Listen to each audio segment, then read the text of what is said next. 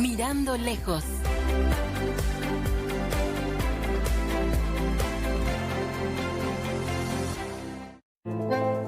Muy buenas noches, querida audiencia.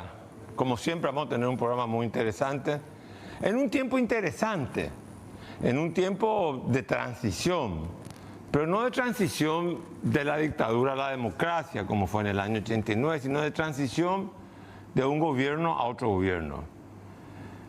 Y esperemos que sea transición. ¿Por qué razón? Porque transitar quiere decir ir de un lugar a otro, pero con el objetivo de incorporar nuevas pautas de gobierno, un nuevo estilo en la gestión pública, una nueva visión del Estado y una nueva estrategia que tenga como propósito conquistar el futuro.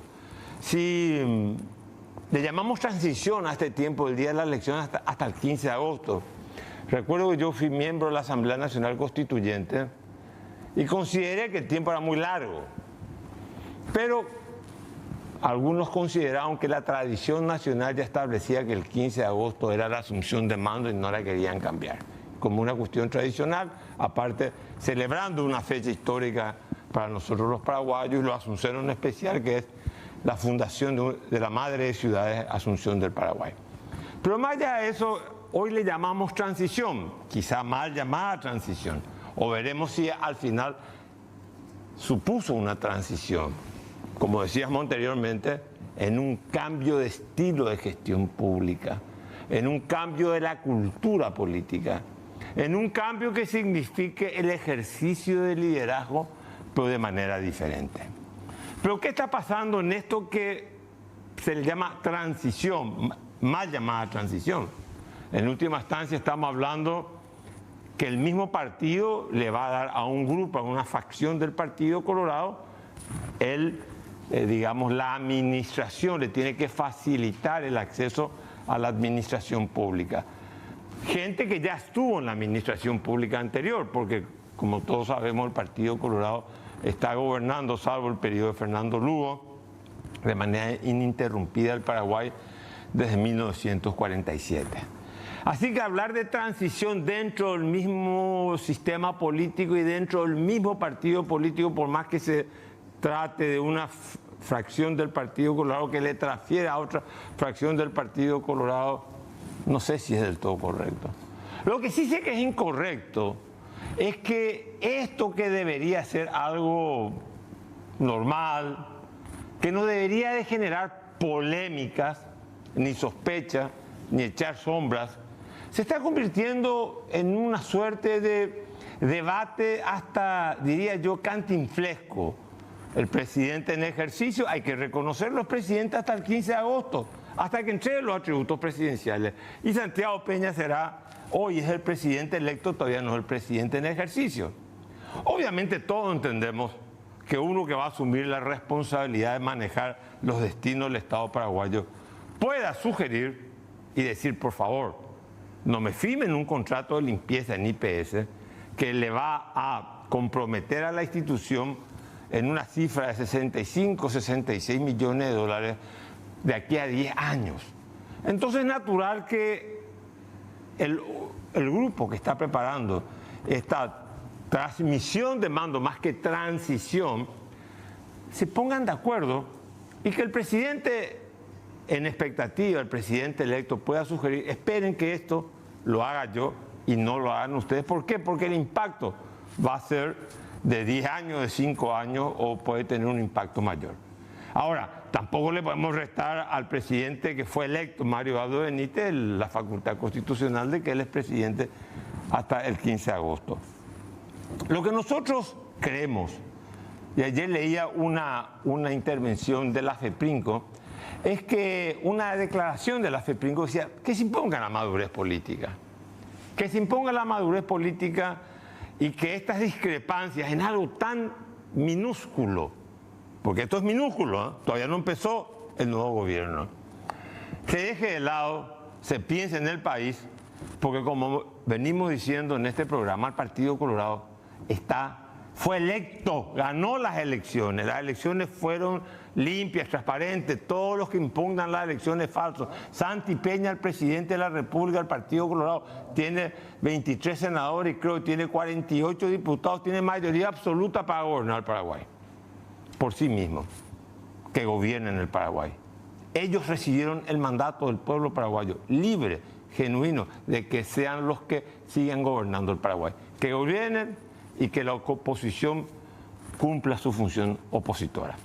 Por otro lado, quisiera hablar de algo humano, algo que atañe a un amigo mío que lo conozco de toda la vida, a Juan Ángel Napó. Yo no soy de las personas de que trae a colación en este programa cuestiones personales, pero me parece que si en algo podemos colaborar para que la equidad estoy hablando, beneficie a un ciudadano paraguayo que hoy está recluido en cárceles norteamericanas, y no entro a juzgar el proceso ni la sentencia en sí, sino las condiciones en las que se encuentra privado de su libertad. Juan Ángel Napó ha sido sentenciado por la justicia norteamericana a la pena privativa de libertad. Está pagando los errores que él cometió, él está pagando eso, está privado de su libertad. Pero la justicia norteamericana le condenó para que él no pueda ejercer el valor superior que tenemos los hombres, que es la libertad. Él no puede ejercer su libertad, está privado de su libertad, está prisionero, está recluido en una prisión norteamericana. Ahora bien, él está padeciendo un problema en la vista, en los ojos, se está quedando ciego, no puede ver. Y es una vergüenza que el sistema, la República Norteamericana, fundada a partir del humanismo de Thomas Jefferson, John Adams, Hamilton, George Washington, hoy esté desconociendo que un trato, o esté aplicando un trato hacia un ciudadano paraguayo, que puede ser ciudadano de cualquier lugar del mundo. Nosotros referimos el caso de Juan Ángel Napó porque es amigo nuestro, porque es paraguayo y porque es un ciudadano paraguayo que tiene el derecho a volver a ver y a no perder la vista. Estamos hablando en función de un humanismo que creo que debe de caracterizarnos no solamente a los paraguayos, sino a cualquiera que administre justicia. Aristóteles decía, ¿y qué es la equidad? Y la equidad es una fórmula, una ecuación filosófica, no está escrita en ningún libro, que sirve para ratificar, o mejor dicho, rectificar la dureza que puede tener la ley. Rectifica la dureza que puede tener la ley. Entonces, lo único que le pedimos a la autoridad norteamericana, a la embajadora americana, hay una declaración unánime del Senado de la República de Paraguay, en donde le sugiere al embajador americano que intermedie para que el Departamento de Justicia le dé el permiso correspondiente a Juan Ángel Napó, ciudadano paraguayo, para que pueda operarse de los ojos. Juan Ángel Napó ha sido sancionado por la justicia americana. Las sanciones lo privaron de su libertad, pero no lo priven de la vista, del derecho a poder mirar. Enseguida volvemos con nuestros invitados.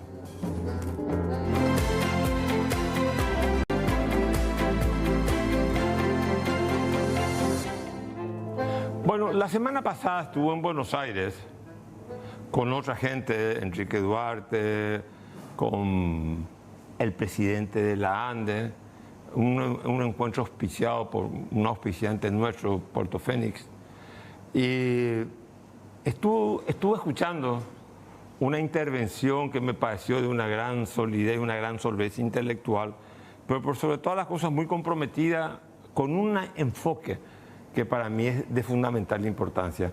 Nosotros los paraguayos debemos de abandonar el rentismo energético. ¿Qué es el rentismo energético? Que las hidroeléctricas solamente sirven para transferirnos recursos, dinero financiero, y con eso pagar el presupuesto general de gasto de la nación.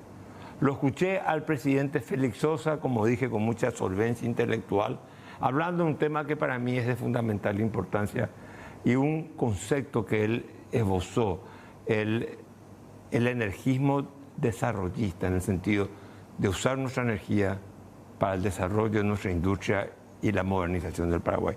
Presidente, ¿cómo te va? Un placer de tenerte en el programa y un placer de haber compartido contigo un honor en Buenos Aires, en el Hotel Alvear, la semana pasada. Muchísimas gracias, doctor, por esta invitación. Realmente para nosotros es muy importante compartir con la gente cuál es lo que nosotros creemos desde la institución, lo que tenemos que hacer para que nuestra energía limpia y renovable se pueda utilizar para el desarrollo de nuestro país. Ahora bien, la ANDE tiene un problema que se mencionó ahí y también en otras ocasiones te escuché mencionar. Hay un rezago tarifario con la ANDE. ¿Qué quiere decir eso? Porque hay mucha queja cuando hay los cortes. Así es. Bueno, ¿y a qué se deben los cortes? ¿Tiene algo que ver con ese rezago tarifario o no tiene nada que ver? Sí, tiene, y por eso traje justamente un gráfico, no sé si podemos mirar un gráfico, claro. Un gráfico de las inversiones históricas. Ahí podemos observar, doctor, la disponibilidad de potencia instalada que corresponde a Paraguay, que nosotros estamos llegando al 49% en horario pico de carga, ya llegamos a utilizar el 49% de la potencia disponible a Paraguay en potencia, y en energía en promedio todavía tenemos más disponibilidad que estamos cediendo hoy en día a los países, tanto a Argentina como a Brasil, ¿verdad? De la dos represas. De la dos represas, ¿verdad? Entonces, si podemos pasar la otra placa, simplemente quería para responder tu pregunta, ahí está. Para mí este gráfico es muy ilustrativo. No es para criticar, sino para no volver a caer en esa situación. Para tener una idea, en el año 1968, cuando entró en operación la central hidroeléctrica Caraí, la potencia instalada de esa central fue 10 veces más que la demanda de consumo de energía eléctrica en Paraguay.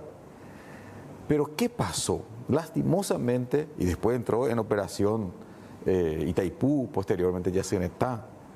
Pero ¿qué pasó? Lastimosamente no se realizaron las inversiones en línea de transmisión y en distribución. Entonces, esas grandes generaciones, tanto en Itaipú como en Yacyretá, quedaron en las centrales hidroeléctricas y lastimosamente no se desarrolló como en su máxima potencialidad el Paraguay a través de estas centrales hidroeléctricas utilizando la energía eléctrica. Acá podemos observar hasta el año 2008 la inversión llegaba en promedio en 50 millones de dólares, siendo que en esa época la necesidad de inversión era aproximadamente 4 veces más. ¿Por qué? Porque la tarifa siempre fue insuficiente, la tarifa, digamos, que la ANDE vende al cliente final, y tampoco la renta eléctrica se reinvertía en infraestructura eléctrica.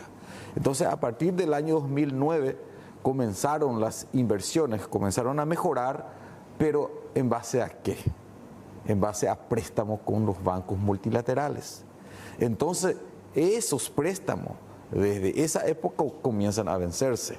Ahora, entonces también podemos observar, doctor, que en los últimos 3 años hemos agilizado la construcción de las líneas de transmisión y distribución de energía eléctrica, llegando en promedio a 300 millones de dólares en forma anual. Eso, o sea, la ANDE está invirtiendo 300 millones anual. En los últimos 3 años. En los últimos 3 años. Así es. Anual. Anual. Entonces. Y antes de los 3 años, ¿cuánto invertía la ANDE en infraestructura de transmisión y de distribución anualmente? Y ahí podemos observar en el gráfico. 159 millones. En promedio, como decía, hasta el 2008 fue 50 millones de dólares. Posteriormente mejoró esa inversión, que está por los 180 aproximadamente, ¿no es cierto? Entonces, acá el gran desafío, a mí me preguntan, ¿qué pasa a partir de ahora del pago total de la deuda de la Itaipú Binacional? Para mí es una oportunidad única, y tal vez la última, de tener la infraestructura adecuada en transmisión, en distribución, tener la calidad del servicio que todos nos merecemos, y que las empresas instaladas en Paraguay, principalmente del sector productivo, las industrias que se instalan en Paraguay, tengan la calidad de servicio adecuada para que realmente las empresas instaladas tengan la competitividad necesaria como para poder realmente generar mano de obra de calidad y mejorar de esa manera la calidad de vida de la gente. Ahora bien, el precio de la energía de Itaipú, corregime, pues no tengo los datos acá, no sé si está a $22, $23 el megawatt, ¿verdad? Ahora bajó a 16. 16,71 kilovatios mes en potencia. En potencia, o sea, estamos hablando de una diferencia importante, varios, ¿cuántos dólares son? $8 menos. Sí, en términos de compra de potencia de Itaipú, el ahorro o la disminución, digamos, por compra de potencia aproximadamente llega a $108 millones en forma anual. Bueno, entonces, 108 millones de dólares. Esos 108 millones de dólares es porque la ANDE, corregime, porque para que la gente no entienda más, la ANDE está comprando más barata la energía de Itaipú. Así mismo es. Bueno, ¿y qué hacen ustedes con ese dinero? Bueno, como la tarifa es insuficiente, ¿no es cierto? Para hacer infraestructura. La ley de la ANDE es una ley realmente bien hecha en su momento. Prevé de que la ANDE tiene que tener una rentabilidad sobre su activo inmovilizado de 8 a 10% para poder realizar las inversiones necesarias en línea de transmisión y distribución. Correcto. Lastimosamente, desde hace tiempo eso no ocurre. Eso quiere decir, para entender. Sí. La ANDE no tiene utilidad. No tiene. Está trabajando aquí a pérdida, empate. Empate. Pero ¿qué pasa? Hay que hacer infraestructura. Así es. Entonces, ¿cómo estás construyendo? ¿Cómo están invirtiendo? ¿Cómo que está realizando estas inversiones? Con préstamos con bancos multilaterales. Y en los últimos tiempos también Itaipú está aportando muy bien, pero eso en los últimos 2 años, ¿no es cierto? Con tu administración hemos realizado, digamos, tengo entendido fue $50 millones, 25 por la ANDE, 25 por Itaipú, ahí había empezado, pero después se interrumpió. De hecho, para mi gusto, desde el punto de vista, digamos, como funcionario del sector eléctrico, las binacionales, tanto Itaipú y Yacyretá, hubiera invertido en su momento en mayor cantidad en infraestructura eléctrica para poder mantener una tarifa competitiva, barata y tener el servicio adecuado. Tiene que haber un mix. Pero la gente, explícame a ver, porque la gente no sabe, es probable también eso, o hay una confusión en la información. La gente dice la energía es cara, la luz está cara. Mi último aviso, ¿es cara o no es cara la energía en el Paraguay comparando con otros países? La energía eléctrica. Justamente yo traje un gráfico para demostrar de que realmente la tarifa es la más baja de la región. Sí pueden pasar por... Puede pasar un poco la Derlis. Ahí está. Entonces, la tarifa, más adelante. Más adelante. La tarifa, ahí está, ahí podemos observar, es una encuesta realizada por la Comisión de Integración Energética Regional el año pasado, donde podemos observar que comparativamente con los países vecinos, tanto Argentina, Brasil y Uruguay, estamos muy por debajo, ¿verdad? Podemos observar que con relación a Argentina, en la tarifa residencial está por debajo en un 27%, a pesar de que la tarifa en Argentina es una tarifa subsidiada. En este caso, en Paraguay, es una tarifa subsidiada, pero quien absorbe el subsidio es la ANDE, la empresa. En Argentina asume el Estado. Asume el Estado. Entonces, paga el Ministerio de Hacienda. Así mismo es, o sale el impuesto. Y con relación a Brasil, en promedio 188% está por debajo, y con Uruguay realmente la diferencia es abismal. También podemos observar que la tarifa industrial estamos muy por debajo de las tarifas de la región. De hecho, acá la fórmula perfecta es que haya una calidad de servicio con una tarifa baja, competitiva, para atraer inversionistas para que se instalen en Paraguay, pero tampoco tener una tarifa muy baja que no cubre los costos y al final repercute en la calidad de servicio.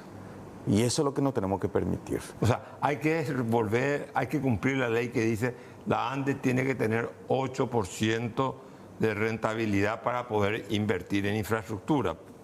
Y para que asimismo, y para que la empresa también sea sostenible en el tiempo, como empresa, y no simplemente esperar que vengan los recursos a través de otros medios, ¿no es cierto? La ANDE es una empresa del Estado paraguayo que puede ser, digamos, una empresa que se pueda sostener en el tiempo a través de sus ingresos genuinos, cuál es su tarifa.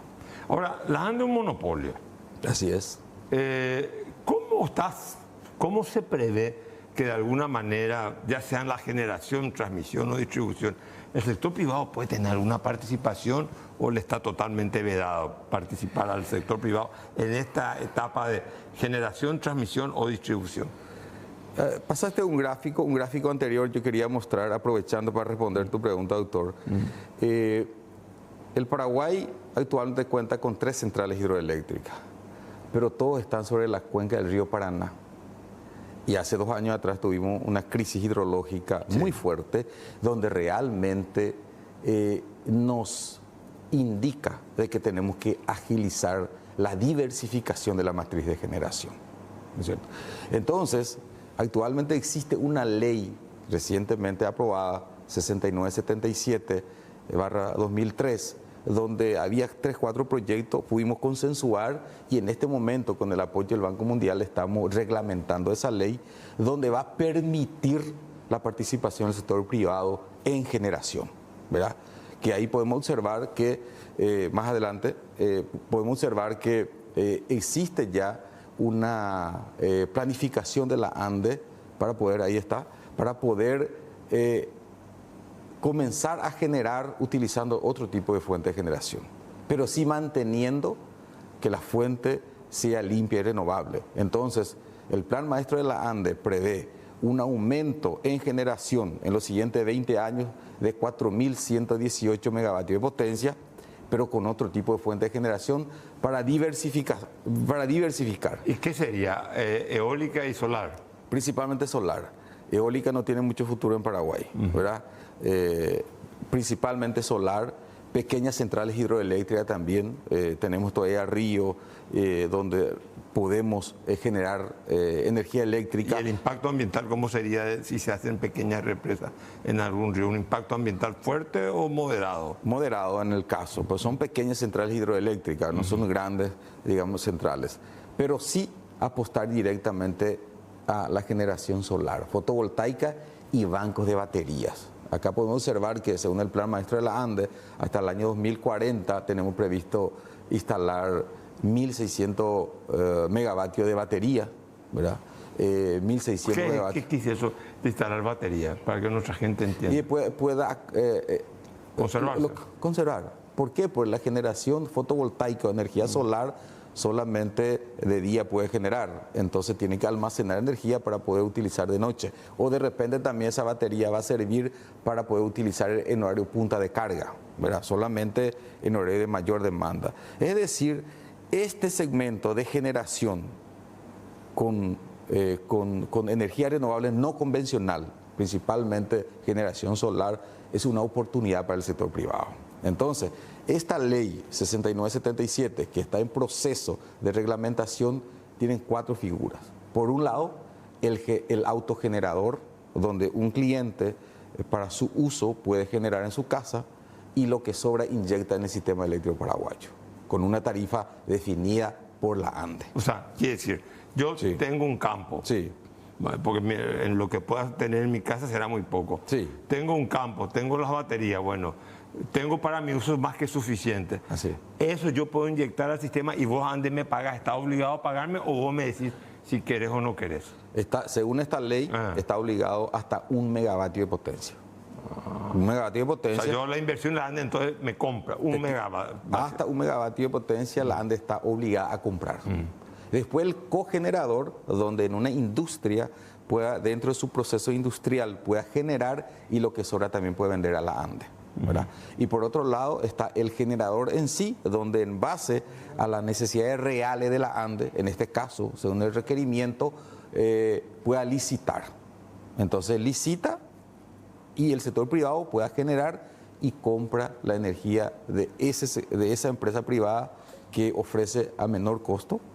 o a menor tarifa para la ANDE y de esa manera abastecer el déficit de generación a sus clientes finales. Y por otro lado, el exportador. Es decir, el sector privado, si consigue mercado en los países vecinos, puede utilizar la red de la ANDE pagando un peaje y realizar la exportación correspondiente. Es decir, existe posibilidad cuando se reglamente esta ley que el sector privado entre en la parte de generación de energía eléctrica. O sea, cuando entre el sector privado yo puedo producir energía solar en el Chaco y eso inyectar al sistema argentino. Pago la transmisión por las redes del ANDE como si fuera una avenida, un peaje, y yo puedo utilizar eso. En eso no va a haber problema. No va a haber problema, lógicamente depende del mercado. O sea que, claro, el mercado tiene que comprar. Así es. O sea que es decir, tiene que haber una negociación bilateral y para poder realizar ese tipo de exportación. Pero esta ley es una ley muy interesante que está previendo todos esos escenarios para poder aprovechar las potencialidades energéticas de nuestro país.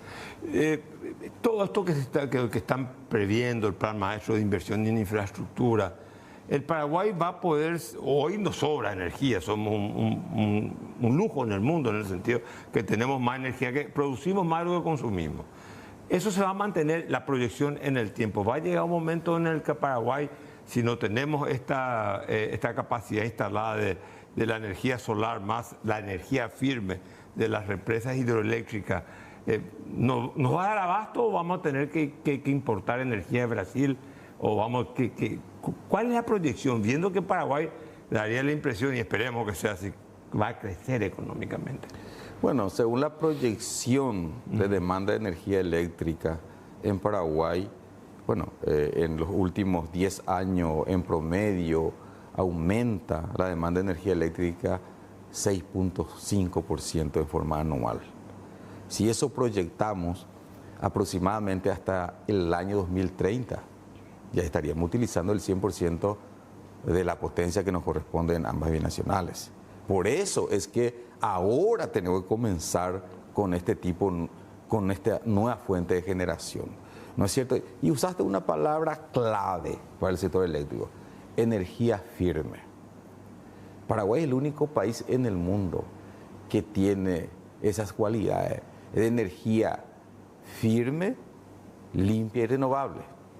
Porque limpia y renovable se puede conseguir con generación solar, eólica, pero son intermitentes. Entonces necesita... Claro, ¿hay sol o hay viento? Así es. Si no hay, estamos muertos. No así es. Entonces Paraguay tiene la central hidroeléctrica.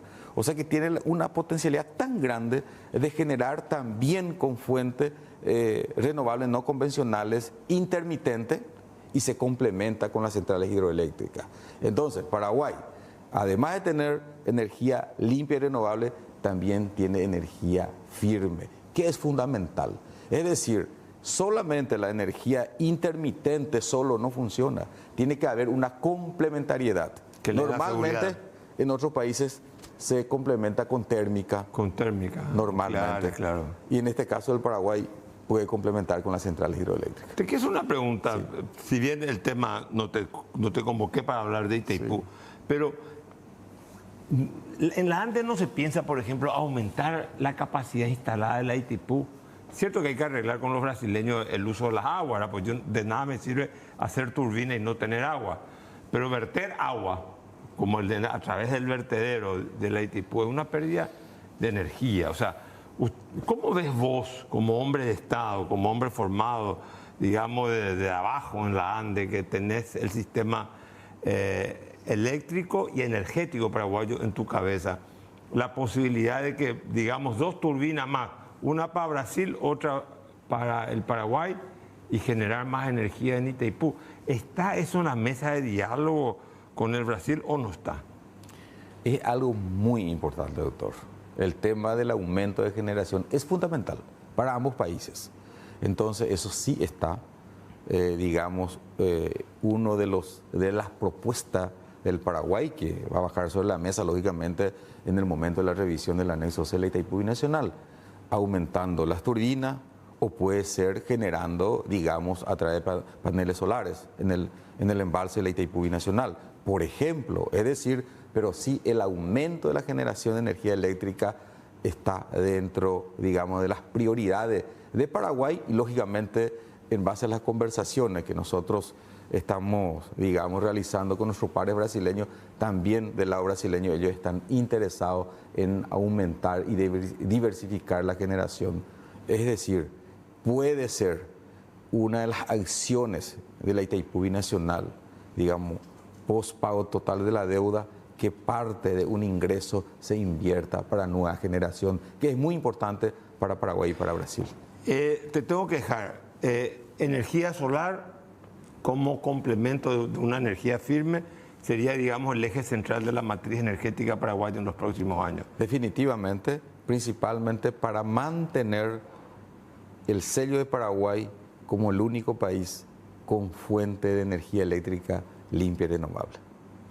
Estuvimos con el presidente Adán de Félix Sosa, te deseo mucha suerte, has hecho una gran gestión al frente de la institución, una institución estratégica para el Paraguay. Te deseo mucha suerte. Muchísimas gracias, doctor. Muchas gracias. A las órdenes. Volvemos enseguida con nuestro próximo invitado, el senador Delio Osorio, hombre importante en el Partido Colorado, joven y de mucho futuro.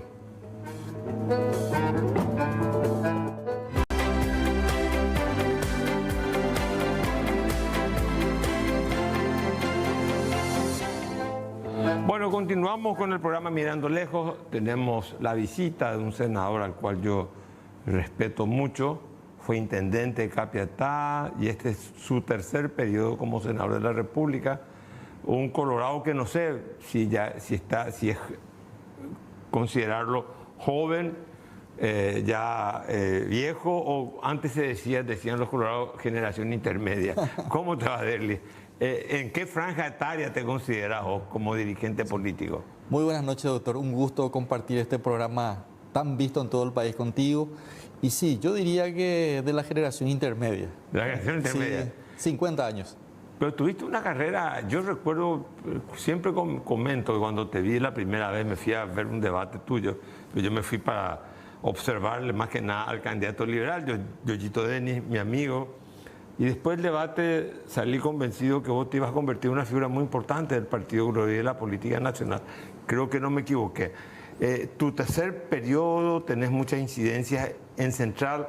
¿Cómo ves el nuevo escenario político dentro del Partido Colorado? Presidente Colorado, pero las bancadas coloradas ya se declararon, digamos, se separaron. Sí, realmente un momento muy delicado. Se está iniciando un periodo de gobierno. Estamos en esta etapa de transición. Pero creo que el presidente electo Santiago Peña tiene las condiciones necesarias en cuanto a preparación, capacidad. Estamos con muchas ganas de ayudarle para que desarrolle una gran gestión. Nuestro pueblo, nuestra gente necesita de una mejor gestión de gobierno, necesitan de un Estado ágil, eficiente, que solucione los problemas que tienen los paraguayos en estos momentos. Así que deseosos de colaborar con Santi, porque nuestro pueblo necesita. El partido yo creo que va a estar unido en los primeros momentos. Creo que es nuestra responsabilidad como dirigentes del partido hacer una gran gestión. Nosotros hemos ganado estas elecciones con 42, 43%. No hemos tenido una mayoría absoluta, así que estoy convencido de que tenemos que hacer una gran gestión para permanecer luego en el poder de vuelta, dentro de 5 años. Así que si no desarrollamos una gestión positiva, exitosa, vamos a tener problemas en el futuro. Sos de Fuerza Republicana, pero tu vocación, o sea, tu carrera empieza con la Intendencia de Capiatá, corregime, ¿verdad?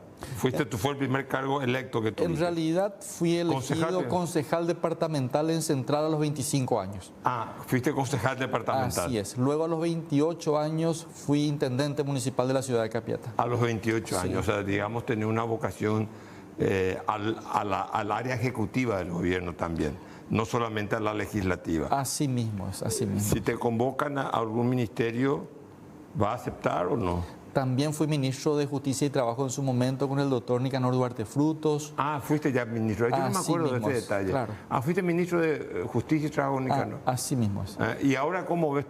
¿Te quedas en el Senado? Sí, la verdad que me gustaría colaborar desde el Poder Legislativo. Varios proyectos pendientes todavía y me gustaría colaborar con el país desde el poder Legislativo. Vos haces, siempre te observo, ¿verdad? Pues siempre desde que te conozco creo que es una figura que va a descollar y está descollando en la política paraguaya. Digamos, vos sos el parlamentario que hace el trabajo político y que hace el trabajo legislativo. Tenías un proyecto de ley energético también, recuerdo, ¿verdad? Sí, así es, fue aprobado, hoy es ley de la nación, la ley de incentivos a la movilidad eléctrica, para la utilización de vehículos eléctricos, que habla de incentivos fiscales, aduaneros, porque estoy convencido de que el Paraguay está perdiendo muchas oportunidades por no utilizar la energía eléctrica limpia, barata que producimos. Nosotros seguimos comprando de otros países combustibles derivados del petróleo, eso implica salida de divisas, pérdida de dinero para nuestro país y sin embargo lo que producimos no utilizamos. Le regalamos al Brasil, a la Argentina, le damos nuestra energía eléctrica a precio regalado y eso significa pérdida de oportunidades para los paraguayos. Decime, haciendo un análisis político, ¿cómo hacen ustedes los colorados para unirse y ganar? ¿Y por qué la oposición no puede hacer buenas campañas electorales? Te pregunto ya como político y como analista, porque vos sos un observador, o sea, no sos solamente un activista, vos sos un hombre que tiene reflexión. ¿En qué falla la oposición? Porque había un escenario para ganar. De hecho, como vos dijiste, 42%. No fue una mayoría en el Ejecutivo absoluta y la división de la oposición facilita. Pero, ¿qué le falta a vos pensar a la oposición para que la oposición sea una oferta que verdaderamente tenga posibilidades de competir y ganarle al Partido Colorado? Por un lado, creo que hay mayor oficio de poder dentro del Partido Colorado. Después de las internas duras, vibrantes que solemos tener al interior de nuestro partido, entendemos de que para continuar en el poder debemos buscar la unidad. Y sin embargo en la oposición creo que en los últimos tiempos no hubo un liderazgo claro, aglutinador. Creo que fue un error repetir la candidatura de Efraín Alegre. Creo que dentro del PLRA, que es la principal fuerza de oposición, necesita de renovación, de cambio. Hay mucha gente valiosa en el PLRA, pero que no tiene aún la oportunidad. Así que creo que principalmente es a causa de la falta de renovación de cuadros. ¿De profesión qué sos? Economista, la Universidad Nacional. En la Universidad Nacional te recibiste. Así. Decime, Derlis, ¿vos ves que el ambiente, va a haber gobernabilidad en el Partido Colorado? ¿Le va a otorgar ese crédito a Santi Peña? Porque he visto que ya empiezan a haber problemas, primero para la conformación de la mesa directiva. Eso es algo tradicional. Pero ya empiezan a haber todavía, no hay acuerdo pleno en la transición, parece que hay cuentas pendientes con Marito, con esto, con aquello, no hay un diálogo fluido, siendo todo el mismo partido. O sea, ¿cómo vos estás viendo, va a colaborar el Partido Colorado a la gobernabilidad de Santi Peña o el Partido Colorado será gobierno y oposición como fue históricamente se ha presentado? ¿Le ha dado buenos resultados? Particularmente espero que haya acuerdo, porque considero que nuestra responsabilidad como partido principalmente es hacer una buena gestión. Si afloran los intereses particulares, sectoriales, antes que el interés nacional, yo creo que vamos a tener problemas con la gestión. Yo quiero que Santiago Peña, en nombre del Partido Colorado, desarrolle una gran gestión, que los paraguayos vivan mejor, que haya mejores condiciones de vida. Entonces, eso no se consigue si hay conflictos políticos. Yo creo que la gente hoy está cansada de las peleas y quiere soluciones para sus problemas cotidianos. Te pregunto, ¿habrá ese abrazo republicano que se dio después de la interna? ¿Se va a mantener el partido abrazado o van a haber discrepancias fuertes? ¿O esto dura, la luna de miel se acaba después de la configuración de la mesa directiva? Una pregunta, ¿va a ser un Colorado? Ustedes, por derecho propio, 23 ganan la mesa directiva. ¿Van a ponerse de acuerdo para tener una mesa directiva con un presidente colorado, los 23 colorados? Estamos tratando de ponernos de acuerdo, buscar un candidato dentro del partido. Vamos a ver si esto se da. Particularmente quiero que sea así. Ahora, yo creo que en estos primeros 3 años en que no tenemos competencias electorales, se va a facilitar la unidad para desarrollar una gestión positiva para la gente. Creo que en estos primeros años no va a haber conflictos muy fuertes aún y yo creo que hay que darle la oportunidad al presidente electo que trabaje. Pero 23 colorados pueden elegir el presidente y la mesa directiva del Senado. Si quieren, pueden dar participación en las vicepresidencias. La pregunta, ¿va a haber consenso? ¿Vos podrías ser un hombre de consenso dentro del Partido Colorado o no? Podría ser, claro que sí. Vamos a ver, se están dando las conversaciones. No está definido aún todo, pero creo que hay un ambiente favorable. Hoy justamente hemos tenido una reunión de la cual participaron senadores de todos los sectores, así que creo que por lo menos vamos a hacer el intento de llegar a una candidatura única para la presidencia del Senado. Si no se llega a eso, vamos a volver al mismo esquema, negociar con un sector un sector colorado negocia con un sector de la oposición y el otro sector negocia con otro sector de la oposición. Volvemos al mismo escenario, volveríamos al mismo escenario. Podría darse eso, podría darse. La verdad que estamos agotando las instancias, tratando de lograr la unidad dentro del partido y facilitar la gestión de gobierno. Estamos todavía en esa tarea. Y en esa tarea, si no se lograra, ¿ustedes estarían de acuerdo, por ejemplo, para lograr las mayorías parlamentarias, también negociar con los 4 senadores que pertenecen a Paraguayo Cubas? Claro que sí, estamos dialogando con todos los sectores de hecho. Sabemos que tienen posiciones más radicalizadas, pero vamos a empezar a dialogar. Finalmente el país necesita de todos los sectores y creo que debemos ser abiertos, democráticos, buscar con mucha apertura tratar de lograr esa unidad en la gestión. La apertura que estás hablando, ¿significa que jure Erico Galeano y que jure Esquivel en Bururú? Bururú. No, yo creo que... ¿El juramento luego también, la amplitud llega también a eso, digamos, o no? Tenemos que ser respetuosos de la institucionalidad. Yo creo que hay que dejarle a la justicia hacer su trabajo. La justicia, el juez competente nos va a decir qué es lo que corresponde.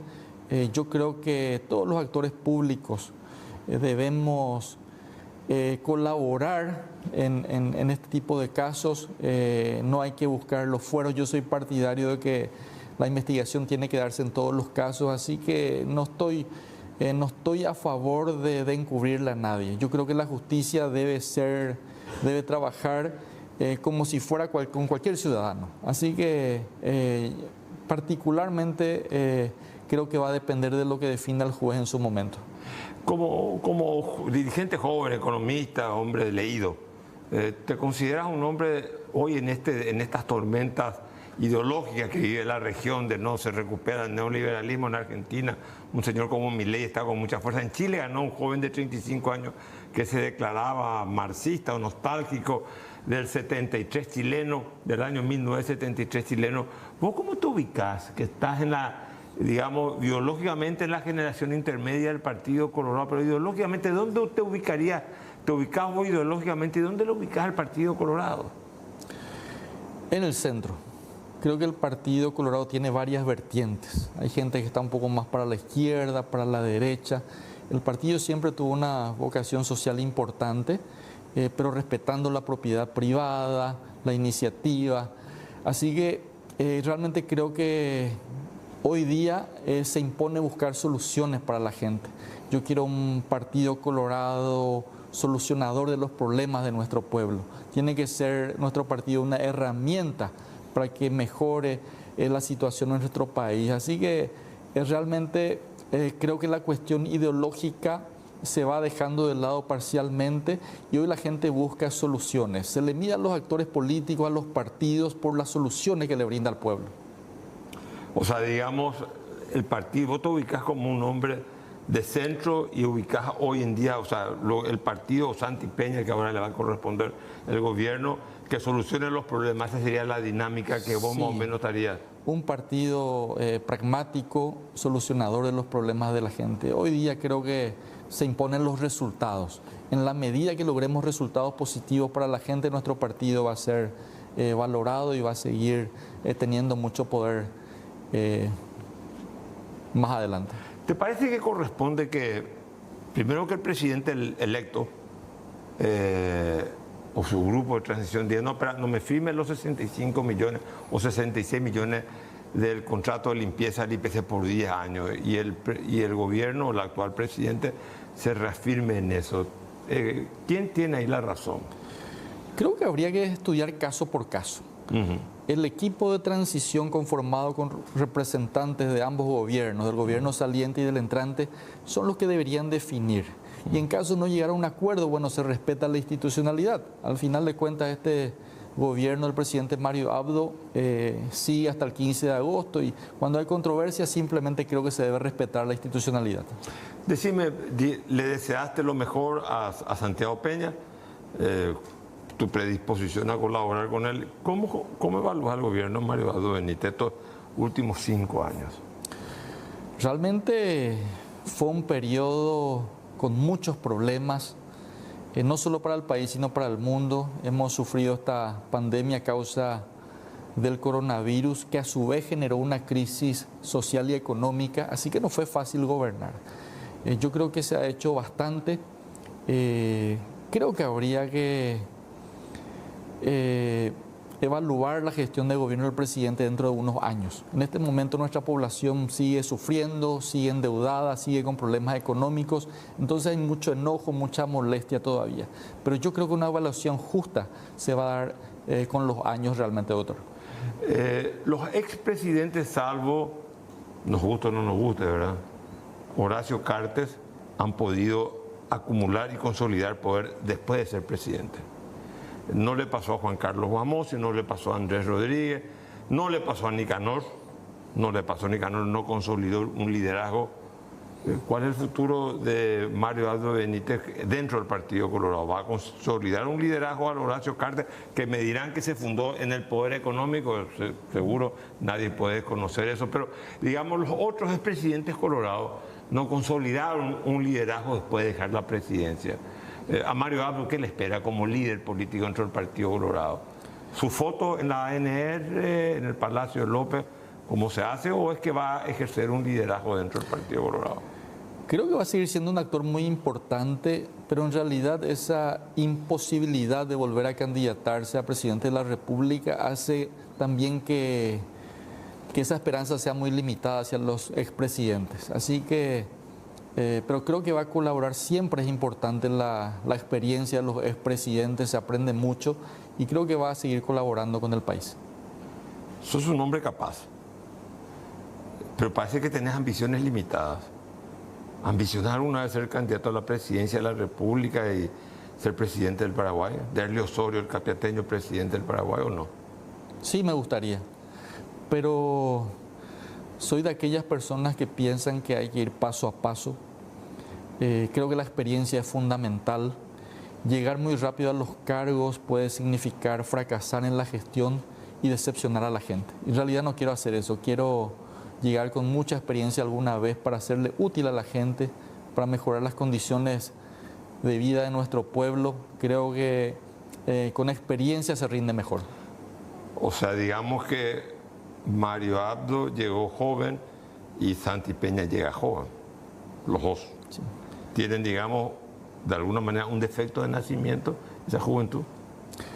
Ambos muy capaces, pero yo creo que la experiencia es fundamental en la resolución de los conflictos, en la negociación política. La experiencia ayuda muchísimo. Yo fui muy joven intendente municipal, fui intendente a los 28, 29 años y en realidad me di cuenta de que pasé 5 años en la intendencia aprendiendo, cometiendo errores. Hoy, casi 25 años después, creo que haría una mucho mejor gestión, a mi entender. Mario Abdo será una referencia dentro del Partido Colorado, me dijiste. Vos no sos del grupo de Santiago Peña y tampoco del grupo de Horacio Cartes. ¿Y cuál es la figura política a la cual vos de alguna manera te estás predispuesto a adherir, diciéndole, reconociéndole un liderazgo? Cachito Salomón, Lilian Samaniego. Nosotros tenemos un equipo político en el Departamento Central que vengo liderando desde hace bastante tiempo. Normalmente, finalizadas las elecciones internas, trato de finalizar los compromisos con los sectores internos del partido y actuar como parlamentario colorado. Hoy, después de estas elecciones, hemos vuelto a ratificar nuestro poderío político en el Departamento Central.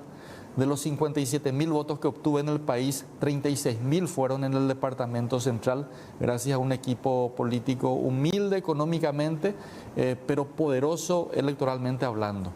Así que siempre tomamos las decisiones cuando llega el momento, evaluamos, vemos qué es lo más conveniente para el país, para el partido, para nuestra gente. Así que nunca estuve muy casado con los movimientos internos. Siempre tratamos de ver qué es lo que le conviene a nuestro pueblo. Tenés una querella muy fuerte con Erico Galeano, que están cuestionadas si va a jurar o no, si tiene o no inmunidad, si es o no ya es senador, en fin, no quiero caer en ese debate constitucional. ¿Tu actitud sigue firme con respecto a él, a tener una actitud contraria a Erico Galeano? En realidad, porque tus cuestionamientos fueron de grosso calibre. Sí, fueron informaciones que pasé en su momento porque era mi obligación como ciudadano. Al explotar el caso Ultranza tenía la obligación de manifestar todo lo que sabía al respecto, no podía quedarme pegado a esa situación. Hoy el problema del diputado Galeano es con la justicia, no es un problema conmigo, no es un problema político.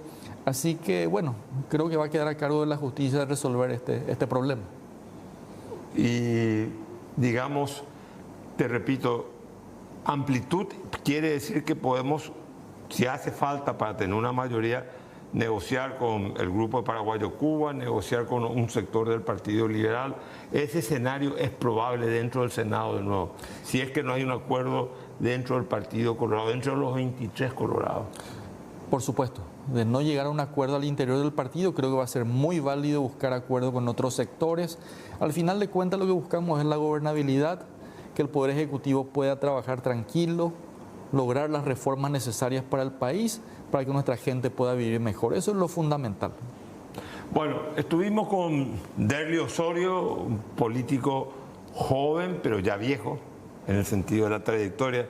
Se dieron cuenta que a los 28 años fue intendente de Capiatá, fue concejal departamental, 2 veces ya senador de la República, es su tercer periodo, y por qué no decirlo, tiene todo el mérito para tener ambiciones a ser el próximo candidato del Partido Colorado a la presidencia de la República.